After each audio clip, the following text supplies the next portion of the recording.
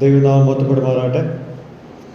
ഇന്നത്തെ സാഹചര്യത്തിൽ ഇംഗ്ലീഷ് മാത്രം അറിയുന്ന ചില വ്യക്തികളുള്ളതുകൊണ്ട് ഞാൻ ഇന്ന് രണ്ട് ഭാഷയിലും വചന ശുശ്രൂഷ കൈകാര്യം ചെയ്യുന്നതായിരിക്കും.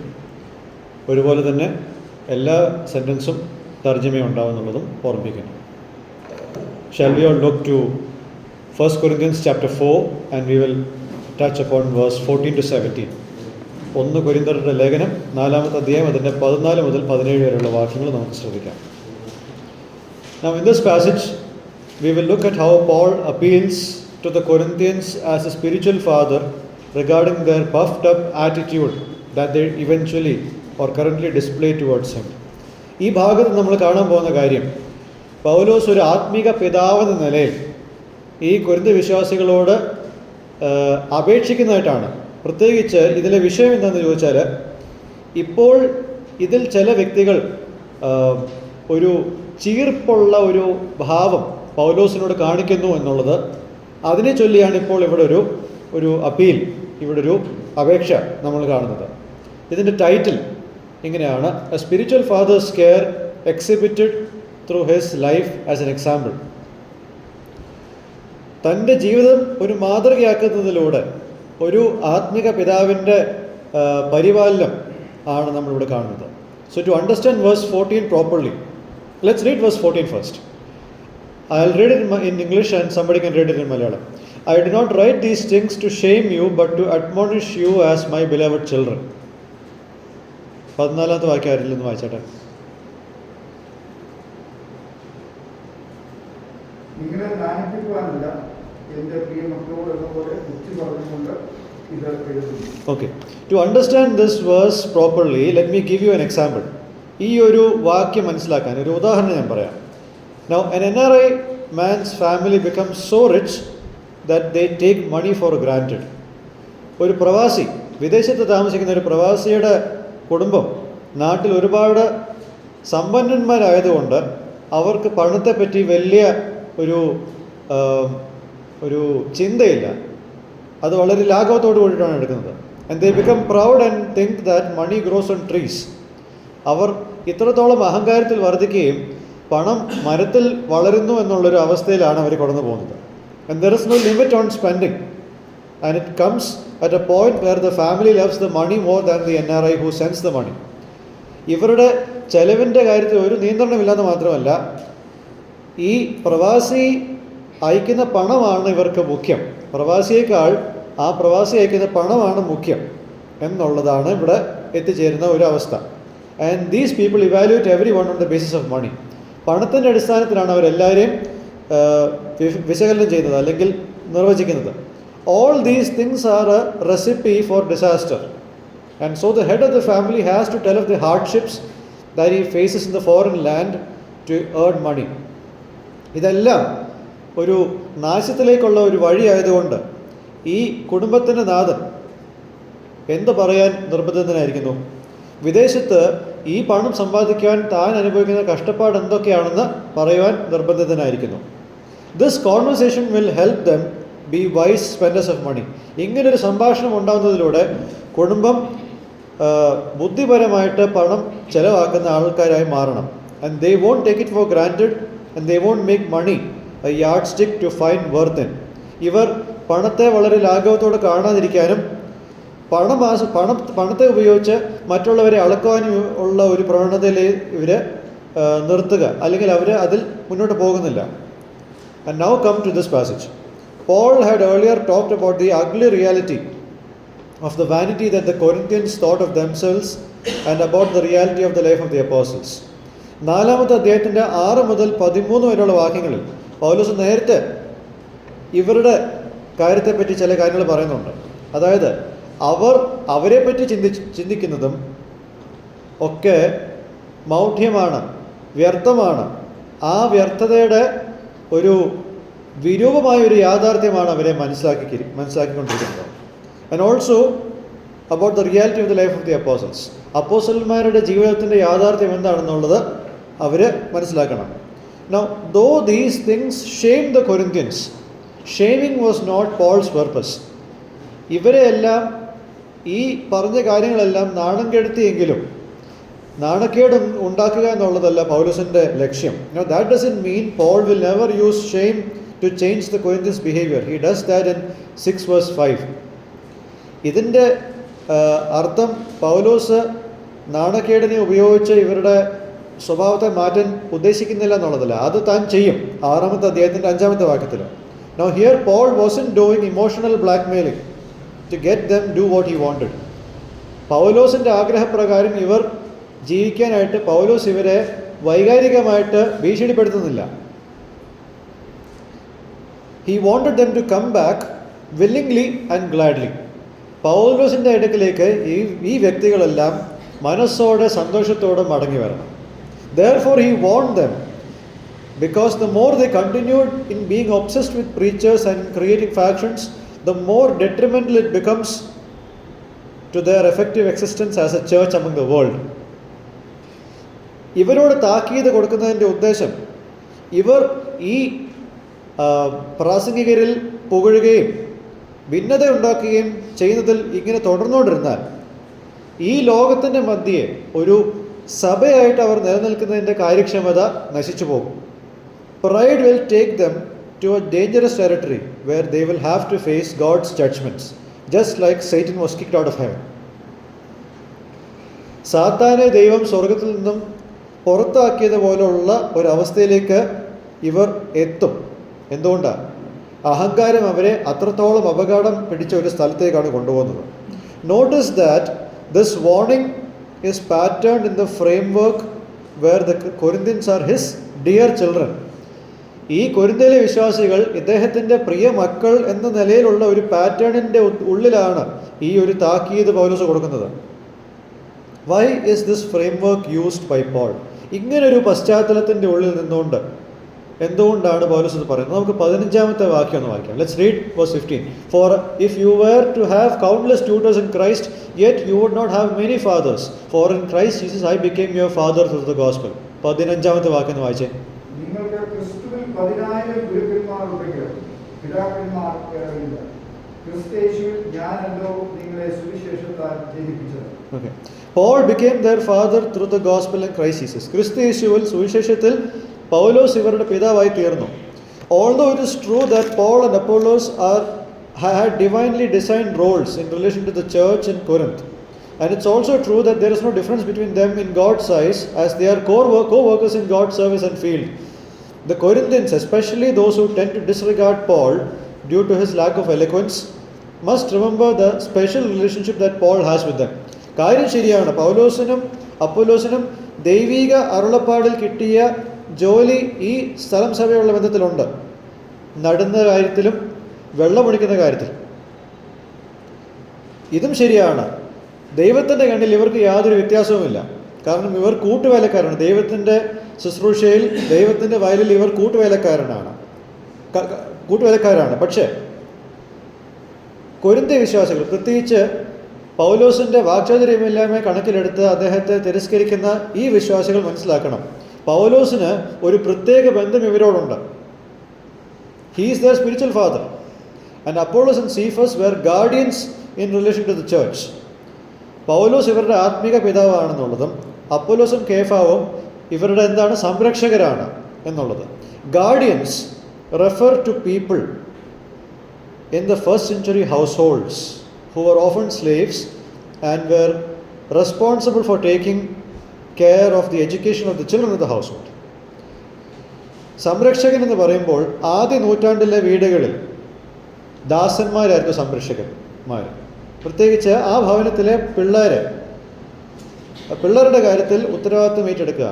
ഈ ദാസന്മാരാണ് ഈ കുടുംബത്തിലെ പിള്ളേരെ എല്ലാം വിദ്യാഭ്യാസം കൊടുക്കുന്നത്.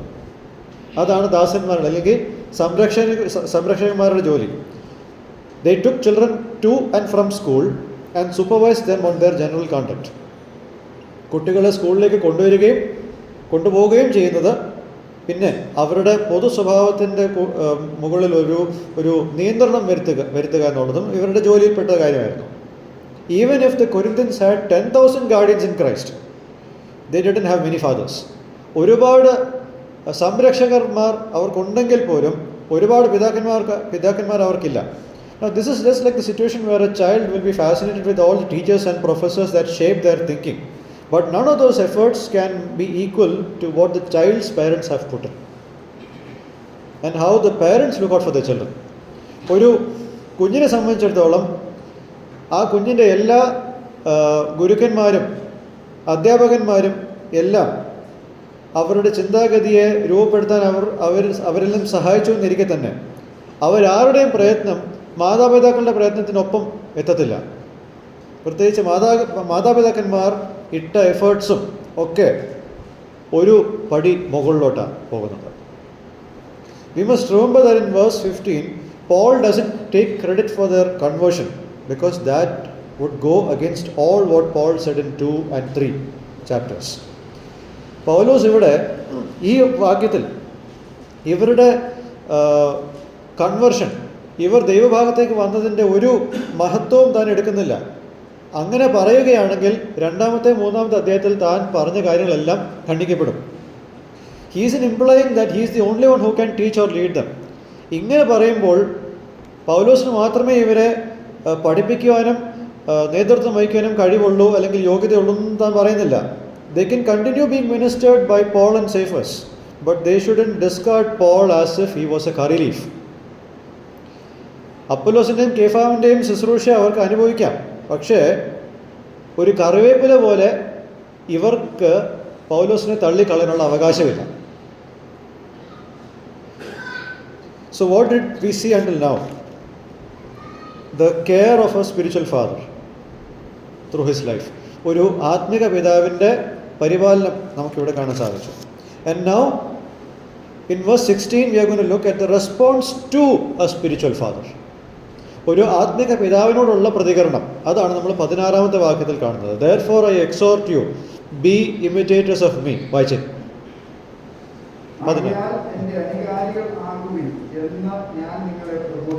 Okay. Having said about the irreplaceable relationship that Paul had with the Corinthians, he urged them to imitate him. പൗലോസിന് ഇവരോടുള്ള ബന്ധത്തിന് ഒരു എന്താ പറയുക, ഒരു പകരം വെക്കാൻ കഴിയാത്തൊരു ബന്ധമായതുകൊണ്ട് പൗലോസ് ഇവരോട് പറയുന്ന കാര്യം പൗലോസിനെ അനുകരിക്കുക എന്നുള്ളതാണ്. So here are some things that we should know regarding this. ഇതിനെപ്പറ്റി ചില കാര്യങ്ങൾ നമ്മൾ മനസ്സിലാക്കണം. 3 കാര്യങ്ങളാണ് ഞാനിവിടെ ഇതിനോടുള്ള ബന്ധത്തിൽ പറയാൻ ഉദ്ദേശിക്കുന്നത്. There are 3 things. 1, this exhortation of imitating Paul is seen in chapter 11 verse 1 also. 11-ാമത്തെ അധ്യായത്തിൻ്റെ 1-ാമത്തെ വാക്യത്തിലും എന്നെ അനുകരിക്കണം എന്നുള്ള കാര്യവും പറയുന്നുണ്ട്. 2, this doesn't mean that the Corinthians should discard Apollos and Cephas while imitating Paul. എന്നെ അനുകരിക്കണം എന്ന് പറയുമ്പോൾ ഇനി മുതൽ അപ്പൊലോസിൻ്റെയും കേഫാവിൻ്റെയും ശുശ്രൂഷ വേണ്ട, എന്നെ മാത്രം അനുകരിച്ചാൽ മതി എന്ന് പൗലോസ് പറയുന്നില്ല. He doesn't say imitate me only. Doesn't say that. 3, how should the Corinthians imitate Paul? എപ്രകാരമാണ് ഈ കൊരിന്ത്യ വിശ്വാസികൾ പൗലോസിനെ അനുകരിക്കേണ്ടത്? Based on what we have seen until now, we understand that Paul focuses exclusively on the message of the gospel and the Messiah. ഇതുവരെ നമ്മൾ കണ്ടതിൻ്റെ വെളിച്ചത്തിൽ നമ്മൾ മനസ്സിലാക്കേണ്ടത് പൗലോസ് പൂർണ്ണമായിട്ടും തൻ്റെ ശ്രദ്ധയെ പതിപ്പിക്കുന്നത് സുവിശേഷത്തിൻ്റെ സന്ദേശത്തിലും മശിഹയിലുമാണ്. He focuses extensively or exclusively on God who makes the church grow rather than look upon words of wisdom and eloquence. ജ്ഞാനത്തിൻ്റെയും വാക്ചാതുര്യത്തിൻ്റെയും വാക്കുകളിൽ ആശ്രയിക്കുകയോ നോക്കുന്നതിനോ പകരമായിട്ട് പൗലോസിൻ്റെ ശ്രദ്ധ ഈ സഭയെ വളരുമാറാക്കുന്ന ദൈവത്തിലാണ്. Paul did not live as though he or any other person are ultimately responsible for the growth of the church, of the church. ഈ സഭയുടെ വളർച്ചയുടെ ആത്യന്തികമായിട്ടുള്ള കാരണക്കാരൻ താനോ മറ്റുള്ളൊരാളോ ആണ് എന്നുള്ള രീതിയിലല്ല പൗലോസ് ജീവിക്കുന്നത്. His way of life in Jesus Christ included a display of humility, self-denial and self-sacrificing attitude among other apostles, teachers and church members. മറ്റുള്ള അപ്പോസ്തലന്മാരുടെയും ഉപദേഷ്ടാക്കന്മാരുടെയും സഭാംഗങ്ങളുടെയും ഇടയിൽ പൗലോസ് ക്രിസ്തുവിൽ നയിച്ച ജീവിതം എങ്ങനെയായിരുന്നു? താഴ്മയുടെയും സ്വയം ത്യജിക്കുന്നതിലൂടെയും സ്വയം ബലി നൽകുന്നതിലൂടെയുമാണ് തൻ്റെ ജീവിതത്തെ താൻ മുന്നോട്ട് കൊണ്ടുപോയിരിക്കുന്നത്. In these things the Corinthians must follow Paul. ഈ കാര്യങ്ങളിലൊക്കെയാണ് കൊരിന്ത്യ വിശ്വാസികൾ പൗലോസിനെ അനുഗമിക്കേണ്ടത്. Now we need to see verse 17, the last portion of this message. Additional help for the Corinthians in rightly responding to a spiritual father. ഒരു ആത്മിക പിതാവിനോട് ശരിയാവണ്ണം പ്രതികരിക്കണമെങ്കിൽ ഈ കൊരിന്ത്യ വിശ്വാസികൾക്ക് ഇതിന് പുറമെ മറ്റ് സഹായങ്ങളും വേണം. And let's read verse 17. For this reason I sent to you Timothy, who is my beloved and faithful child in the Lord, and who will remind you of my ways which are in Christ, just as I teach everywhere in every church. വായിച്ചു. ഇത് നിമിത്തം കർത്താവിൽ വിശ്വസിക്കുന്നു എൻ്റെ പ്രിയമായ തിമോഥെയോസിനെ നിങ്ങളുടെ അടുക്കൽ അയച്ചിരിക്കുന്നു. ഞാൻ എങ്ങും ഏത് സഭയിലും പ്രവേശിക്കുന്നത് പോലെ ക്രിസ്തുവിലുള്ള എൻ്റെ വഴികൾ അവൻ നിങ്ങളെ ഓർപ്പിക്കും. Paul sent Timothy in order to give them a visible and audible example on how they can imitate Paul. പൗലോസിനെ അനുകരിക്കണം എന്നുള്ള കാര്യത്തിൽ ഈ വിശ്വാസികൾക്ക് ദൃശ്യം ആയതും കേൾക്കാൻ കഴിയുന്നതുമായിട്ടുള്ള ഒരു ഉദാഹരണം അവർക്ക് കാണാൻ വേണ്ടിയിട്ടും അനുഭവിക്കാൻ വേണ്ടിയിട്ടുമാണ് പൗലോസ് തിമോഥെയോസിനെ അയക്കുന്നത്. Timothy is already on his way to Corinth. ഇപ്പോൾ തിമോഥെയോസ് കൊരിന്തിലേക്ക് താൻ പൊയ്ക്കൊണ്ടിരിക്കുകയാണ്. Why does Paul specifically send Timothy for this task? ഈ ദൗത്യത്തിനായിട്ട് പ്രത്യേകാൽ പൗലോസ് എന്തുകൊണ്ടാണ് തിമോഥെയോസിനെ അയക്കുന്നത്? കഴിഞ്ഞ 2-3 ആഴ്ചകളായിട്ട് പൗലോസിൻ്റെയും തിമോഥെയോസിൻ്റെയും കാര്യം നിങ്ങൾ 1 തിമോഥെയോസിൽ നിന്നും കേട്ടുകൊണ്ടിരിക്കുകയാണ്. അതിനോട് ചേർന്ന് തന്നെ നമുക്കിതും കാണാം. We have been listening to Paul and Timothy from 1 Timothy over the last 2-3 weeks. So let's look at these things in addition to that. Now here are some answers for this question. എന്തുകൊണ്ട് പൗലോസ് പ്രത്യേകമായിട്ട് തിമോഥെയോസിനെ ഈ ദൗത്യത്തിനായിട്ട് ഏൽപ്പിക്കുന്നു? ഇതിന് ചില ഉത്തരങ്ങളുണ്ട്. 1. Timothy is a spiritual son to Paul, having come to faith through Paul's preaching. തിമോഥെയോസ് പൗലോസിൻ്റെ ആത്മിക പുത്രനാണ്. അതായത് പൗലോസിൻ്റെ പ്രസംഗത്തിലൂടെ വിശ്വാസത്തിലേക്ക് വന്ന ഒരു വ്യക്തി. അതുകൊണ്ടാണ് എൻ്റെ പുത്രൻ, മൈ സൺ എന്ന് പറയുന്നത്. My son. Second reason, Paul loves Timothy the way a father loves his son. ഒരു പിതാവ് തൻ്റെ പുത്രനെ സ്നേഹിക്കുന്നത് പോലെയാണ് പൗലോസ് തിമോഥെയോസിനെ സ്നേഹിക്കുന്നത്. So look at these 2 points. These 2 points are similarities that Timothy and the Corinthians have in relation to Paul. ഈ 2 കാര്യങ്ങളൊന്ന് നോക്കിയാൽ തിമോഥെയോസിനും കൊരിന്ത്യ വിശ്വാസികൾക്കും സമാനമായിട്ടുള്ള കാര്യങ്ങളായിട്ട് നമുക്ക് കാണാൻ സാധിക്കും പൗലോസിനോടുള്ള ബന്ധത്തിൽ. Timothy is a spiritual child, the Corinthians are spiritual children. Paul loves Timothy and Paul loves the Corinthians. This is the comparison. ഈ 2 കാര്യങ്ങളാണ് നമ്മൾ മനസ്സിലാക്കേണ്ടത്. പൗലോസ് തിമോഥെയോസിനെ അയക്കുന്നതിന് ഈ കാരണങ്ങളാണുള്ളത്. These are the reasons. 1. The Corinthians should be faithful to the Lord and not to any favorite preacher, just like Timothy is faithful to the Lord. Let's read verse 17. ഇത് നിമിത്തം കർത്താവിൽ വിശ്വസിക്കുന്ന എൻ്റെ പ്രിയമകനുമായ തിമോഥെയോസിനെ നിങ്ങളുടെ അടുക്കൽ അയച്ചിരിക്കുന്നു. ഞാൻ എങ്ങും ഏത് സഭയിലും പ്രവേശിക്കുന്നത് പോലെ ക്രിസ്തുവിലുള്ള എൻ്റെ വഴികൾ അവൻ നിങ്ങളെ ഓർപ്പിക്കും. In spite of being Paul's son in the Lord, Timothy is faithful to the Lord. പൗലോസിൻ്റെ ആത്മിക പുത്രനായിരിക്കെ തന്നെ തിമോഥെയോസിൻ്റെ വിശ്വസ്തത പൗലോസിലല്ല, ആത്യന്തികമായിട്ട് ദൈവത്തോടാണ്, കർത്താവിനോട്.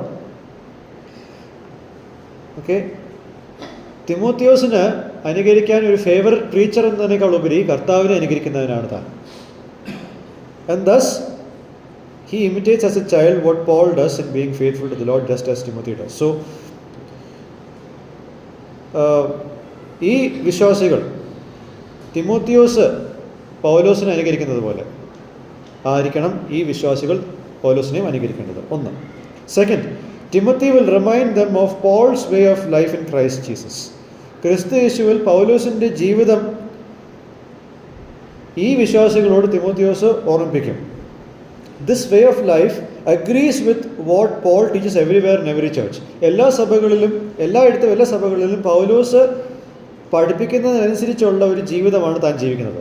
അത് പഠിപ്പിക്കാനാണ് തിമോഥെയോസ് ഇവിടെ കൊരിന്ത്യ വിശ്വാസികളുടെ ഇടയിൽ വരാൻ പോകുന്നത്. So until now we saw the following things in Paul's preaching.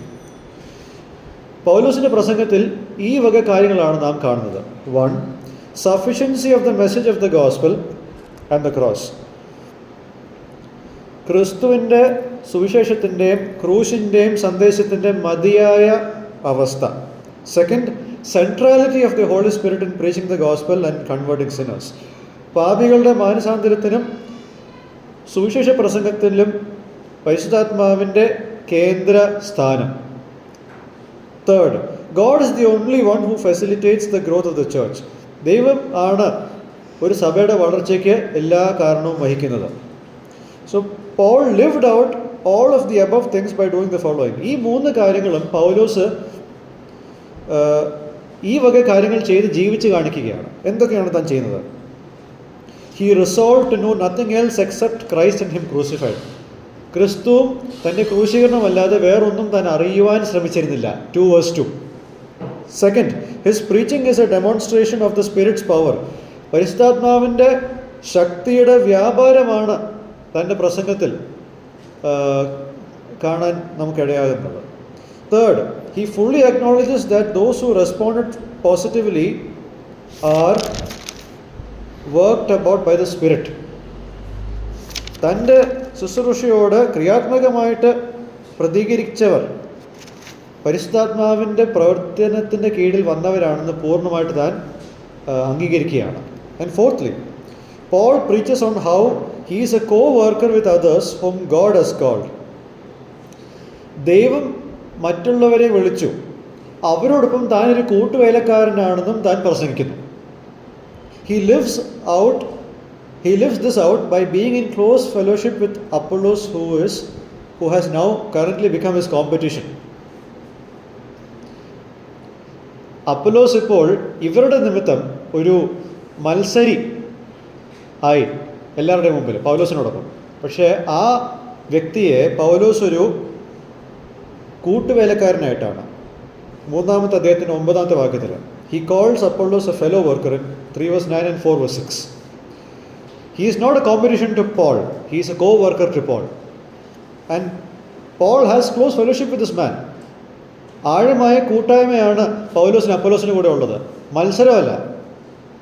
And the fifth thing, Paul preached about the holiness that came out of being with Christ.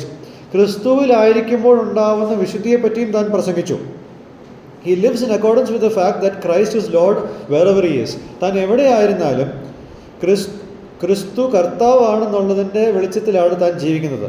Now these reminders will help them to imitate Paul and achieve similarity to Timothy, who was Paul's spiritual son. ഈ ഓർമ്മപ്പെടുത്തലുകൾ പൗലോസിനെ അനുകരിക്കുന്നതിൽ ഇവരെ സഹായിക്കും. അങ്ങനെ അനുകരിക്കുന്നതിലൂടെ തിമോത്തിയോസ് എങ്ങനെയാണ് പൗലോസിനെ അനുകരിക്കുന്നത്, അതിൻ്റെ ഒരു സമാന രീതിയിൽ ഇവർക്കും അനുകരിക്കാൻ കഴിയും. So now we move to the lessons of this passage. ഇതിൽ ഉൾപ്പെട്ട് നിൽക്കുന്ന ചില പാഠങ്ങൾ നമുക്ക് കാണാം. We have 4 of them and I'll go through it one by one. 4 എണ്ണം ഉണ്ട്, നമുക്ക് ഓരോന്നോരോന്നായിട്ട് നോക്കാം. Number 1, dear believers, sometimes the people who led you to Christ in your church will pale in comparison to the preachers of the current church that you are attending. ചിലപ്പോൾ നിങ്ങളിപ്പോൾ ആയിരിക്കുന്ന സഭയിലെ പ്രാസംഗികരുടെ ഒരു കാലിബർ നിന്ന് നോക്കിയാൽ അതിനനുസരിച്ചായിരിക്കത്തില്ല നിങ്ങളെ വിശ്വാസത്തിൽ നടത്തിയ ആൾക്കാരുടെ വാക്ചാതുര്യമോ സ്കില്ലോ അറിവോ ഒന്നും. Okay, this comparison might be in terms of ministry exposure, popularity, oratory skills, Bible knowledge etcetera. ഈ ഒരു തുലനം ചെയ്യൽ പ്രത്യേകിച്ച് ശുശ്രൂഷയുടെ എക്സ്പോഷറിലും പ്രശസ്തിയിലും വാക്ചാതുര്യത്തിലും ബൈബിൾ അറിവിനെ പറ്റിയുള്ള ഒരു തുലനം ചെയ്യലായിരിക്കും നിങ്ങൾ ചെയ്തിട്ടുണ്ടാവുക. And you will be so fascinated with your current elders so much that you overlook and ignore the faithful walk that those who led you to Christ have with God. ഇപ്പോഴുള്ള നിങ്ങളുടെ മൂപ്പന്മാരോ അല്ലെങ്കിൽ പ്രാസംഗികരോടുള്ള നിങ്ങളുടെ അമിതമായിട്ടുള്ള ഒരു സ്നേഹം നിമിത്തം നിങ്ങൾ കാണാതെ പോകുന്ന ഒരു കാര്യം, നിങ്ങളെ ക്രിസ്തുവിലേക്ക് നടത്തിയ ആൾക്കാരുടെ വിശ്വസ്തത, അവർക്ക് ദൈവത്തോടുള്ള വിശ്വസ്തത, അവരുടെ സത്യസന്ധത, അത് നിങ്ങൾ ഗവനിക്കാതെ പോകുന്നു. Their lives would be characterized by faithfulness. അവരുടെ ജീവിതത്തിൽ വിശ്വസ്തതയാണ് ഒരു അവിഭാജ്യ ഘടകമായിട്ടിരിക്കുന്നത്. To forget their role in your spiritual life by ignoring it is an action of ungratitude to them. അവരുടെ പ്രവൃത്തി, അതായത് നിങ്ങളുടെ രക്ഷണ്യ കാര്യത്തിൽ അവർ ചെയ്ത പ്രവൃത്തി മറന്നു പോകുന്നത് അത് അവരോടുള്ള നന്ദികേടാണ്. To look down on them as if they never mattered is a deeply painful thing. അവരുടെ വേലയെ തുച്ഛത്തോടെ കാണുന്നത്, അവർ ഇല്ലായിരുന്നു എന്നതുപോലെ നിങ്ങൾ അവരെ കാണുന്നത്, അത് വളരെ ആഴമായ വേദന ഉണ്ടാക്കുന്ന കാര്യമാണ്. So don't do that. അത് ചെയ്യരുത്. രണ്ടാമതായിട്ട്, as ministers of God, our ministry and life must be beyond reproach and exemplary, so much that we should have the confidence to tell others to imitate us as we imitate Christ. ഞാൻ ക്രിസ്തുവിനെ അനുകരിക്കുന്നത് പോലെ നിങ്ങൾ എന്നെ അനുകരിക്കണം എന്നുള്ള കാര്യം പറയണമെങ്കിൽ അതിന് ആത്മവിശ്വാസം വേണം. ആത്മവിശ്വാസം വേണമെങ്കിൽ എൻ്റെ ശുശ്രൂഷയും എൻ്റെ ജീവിതവും ബിയോണ്ട് റിപ്രോച്ച്, അതായത് ഒരു ആരോപണം പറയാൻ കഴിയാത്ത വണ്ണം അത്രത്തോളം ഉന്നതമായിരിക്കണം. Is your ministry and life cross centred and Christ honouring? ക്രൂശിൽ കേന്ദ്രിതമായിട്ടുള്ള ക്രിസ്തുവിനെ ആദരിക്കുന്ന ഒരു ശുശ്രൂഷയും ജീവിതവുമാണ് നമുക്കുള്ളത്. Is it selfless and dependent on the Holy Spirit? ആത്മാവിൽ ആശ്രയിച്ച് നിസ്വാർത്ഥമായിട്ടുള്ള ഒരു ജീവിതമാണ് നമ്മുടെ ജീവിതത്തിൽ ഉണ്ടാകുന്നത്. Is it characterised by humility and self denial? താഴ്മയുടെയും സ്വയം ത്യജിക്കുന്നതിൻ്റെയും ഒരു സ്വഭാവം ആണോ ഒരു കാര്യമായിട്ടിരിക്കുന്നത്? Is it self sacrificing? സ്വയം ത്യജിക്കുന്ന ഒരു കാര്യമാണോ ഇവിടെ ഉള്ളത്? ഇല്ല എങ്കിൽ it's a dangerous thing. If it's not, it's a dangerous thing. അത് അപകടം പിടിച്ചൊരു കാര്യമാണ്. Number 3, as ministers of God we must remember that the world and the church are impacted by our message only when our life agrees with what we profess and teach. ശുശ്രൂഷക്കാരെന്ന നിലയിൽ നാം ഓർക്കേണ്ട ഒരു കാര്യം, ലോകവും സഭയും നമ്മളുടെ സന്ദേശത്തിൻ്റെ കാര്യത്തിൽ ശരിയാവണ്ണം പ്രതികരിക്കുന്നത് എപ്പോഴാണ്, അല്ലെങ്കിൽ ഒരു ക്രിയാത്മകമായിട്ടൊരു പ്രതികരണം ഉണ്ടാകുന്നത് നാം വിശ്വസിക്കുകയും പഠിപ്പിക്കുകയും ചെയ്യുന്ന കാര്യത്തിനോടൊപ്പം നമ്മളുടെ ജീവിതം ഒത്തുപോകുമ്പോഴാണ്. If my church and the world around me have to be right before God and repent of its sins, I as a leader must be serious about my faith journey. എൻ്റെ സഭയും എനിക്ക് ചുറ്റുമുള്ള ലോകവും ദൈവത്തിന് മുമ്പാകെ ശരിയായിരിക്കണമെങ്കിൽ, പാപത്തിനെ ഏറ്റുപറഞ്ഞ് അതിനെ ഒഴിഞ്ഞു മാറ്റണമെങ്കിൽ, നേതാവായിരിക്കുന്ന ഞാൻ എൻ്റെ വിശ്വാസ യാത്രയെപ്പറ്റി ഗൗരവമുള്ള ഒരാളായിരിക്കണം. Ongoing repentance and growing holiness must be seen in us. തുടർമാനമായിട്ടുള്ള മാനസാന്തരവും വർദ്ധിച്ചു വരുന്ന വിശുദ്ധിയും നമ്മുടെ ജീവിതത്തിൽ കാണപ്പെടണം. The failure to do this is why we cannot make an impact in the society we are in. ഇത് ചെയ്യുന്നതിൻ്റെ കാര്യത്തിൽ ഒരു പരാജയം സംഭവിച്ചുകൊണ്ടാണ് നമുക്ക് ചുറ്റുമുള്ള ആൾക്കാരെയും സഭകളെയും ലോകത്തെയും ശരിയാവണ്ണം സ്വാധീനിക്കാൻ നമുക്ക് കഴിയാത്തത്. And the fourth thing, in ministry especially in local churches we can expect some people to snub us after we are perceived as boring and unattractive. ശുശ്രൂഷയിൽ, പ്രത്യേകിച്ച് പ്രാദേശിക സഭയിൽ നമ്മളെ ചില വ്യക്തികൾ ഇവരുടെ ശുശ്രൂഷ കേട്ട ബോറടിയാണ്, വലിയ ആകർഷണമൊന്നുമില്ല എന്നൊക്കെ പറഞ്ഞ് നമ്മളെ തഴയുവാൻ ഇടയാകും. They will value guest speakers over and above those who put extra labor to feed the flock. ആടുകൾക്ക് ശരിയാവണ്ണം വചനം ലഭിക്കുവാൻ പ്രയത്നിക്കുന്ന, അധികമായിട്ടുള്ള പ്രയത്നം കൊടുക്കുന്ന ആൾക്കാരേക്കാൾ വന്നു പോകുന്ന ആൾക്കാരിലാണ് കൂടുതൽ